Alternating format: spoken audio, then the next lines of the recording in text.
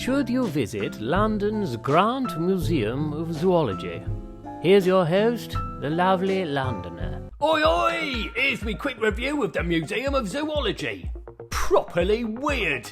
I'm still reeling. The history.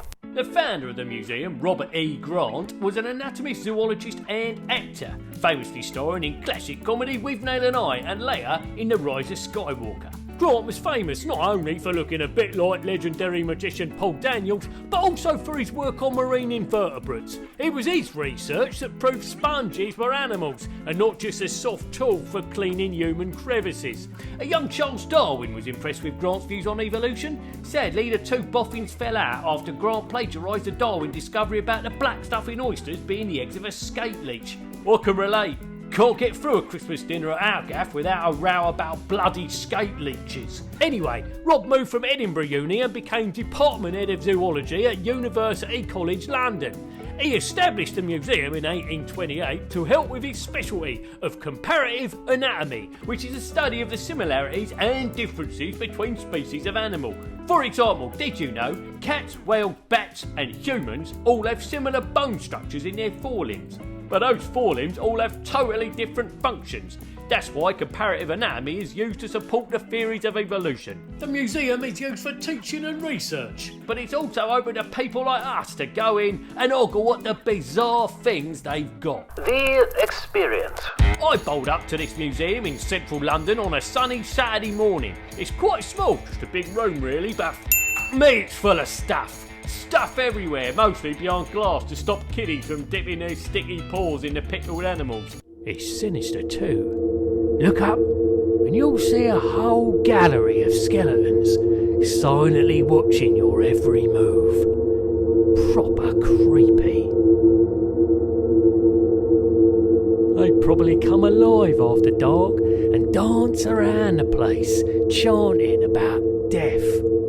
If you're squeamish, skip on for 20 seconds because the museum's most famous exhibit is this, the jar of moles. If you want to know why there's a big jar of moles here, the answer is basically, well, where else would you store some moles? It's a weird thing to look at. People kept shouting, "Look, Daddy, it's a jar of moles!" while I was there, and I don't blame them. I admit it, I thought the jar of moles was going to be a jar of moles like you get on your skin. I'm glad it wasn't because that would have made me properly gip. For those who are unfamiliar, to gip means to vomit, to retch, to chunder, to barf, to hurl chunks. Thanks for that, Cartwright. Bit of enthusiasm next time, pal. Certainly, sir. Better.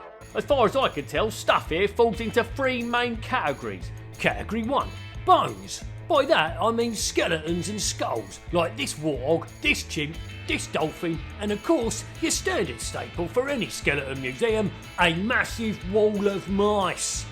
4,000 of them. My absolute favourite though has to be this, the skeleton of a thylacine, a marsupial also known as the Tasmanian tiger that's been extinct since the 1930s. They got one in a jar too, one of only 4 in the whole world. I asked the very helpful staff why the thylacine died out, and while there are several reasons, the strongest is hunting. Hunted for their fur, were they? I asked, assuming it was like some sort of Australian mink. No, said the man, they were shot mainly for fun. That brought the mood down. Category 2, jarred animals. These things have been preserved in alcohol in the name of science, and there's everything from these earthworms to this battery opossum who probably would have appreciated a bigger jar, to this enormous octopus with a head like a squishy tombstone, to this tabby who appears to have been pickled in mid-prance. Category 3, taxidermy. It's worth coming just to see the woolly monkey, his face frozen at the exact moment the taxidermist explained to him what taxidermy was. Help me! There's also a carnivorous bat in the middle of delivering a jump scare, or possibly screaming in terror at this absolutely chilling collection of animal heads that feels like it's part of a mad scientist plan to graft the heads of animals onto the bodies of different animals. In short, this place is an endlessly fascinating parade of weirdness, a sensational love letter to the wondrousness of the animal kingdom. But I've left the absolutely weirdest thing to last. It's, and strap yourselves in, I'm not making it up. It's the penis worm. Penis worm, penis worm, penis worm, penis worm, fossil of a penis worm. I did my research, and the reason it's called a penis worm is because it's a worm that looks like a penis. Scientists are chancers, aren't they? What a wonderful world! Scientists last week unearthed a brand new species, the penis worm. Great work, chaps! You'll be cock of the walk at the next worm convention. And here's the moment the penis worm penetrated the record books. Okay, Anne, if we could enter a penis worm, please. I'm sorry, I thought you said penis worms for a moment. I did, it's a worm and it looks like my penis. That's ironic. My boyfriend has a penis like a... What a wonderful world! The summary. Okay, here's some quick reviews from me mates Baz, Gaz, Faz and Hortensia. The Grant Museum of Zoology. Properly weird, but should you go? Well, if you like ogling at weird creatures in strange poses, or have a curiosity about rodents in jars, or rodents in walls, or are likely to giggle uncontrollably at the mere mention of a penis worm, all while adding some knowledge that might help you get the green wedge in Trivial Pursuit, then yes. But if roaming about in a place that looks like a room from Dr. Moreau's Island of Lost Souls will creep you out and stop you from sleeping at night, then no. Do something else instead. Them's me views. Make of them what you will. The logistics. The Museum of Zoology is part of University College London and can be easily found in the Rockefeller building on the corner of University Street and Gower Street. It's within really easy walking distance of at least 4 tube stations: Euston Square, Russell Square, Warren Street and Good Street, or Good Street as the tube lady announcer calls it. The museum is absolutely free to visit, but probably because it's also a place of study, it's only open at specific times: Tuesday to Friday 1 to 5 p.m. and Saturdays 11 to 5 p.m. The lovely Londoner's top tip is make a schedule.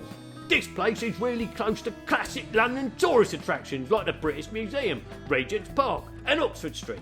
So if you're planning a visit to any of them, add this to your schedule as an enjoyable detour for around 30 to 45 minutes of listening to people yell, Look, Daddy, it's a jar of moles! That's all we have for today. I hate to ask, but if you would like and subscribe, I'd be awfully grateful. Do it for Double L's sake. He's not as brash or as confident as he might seem.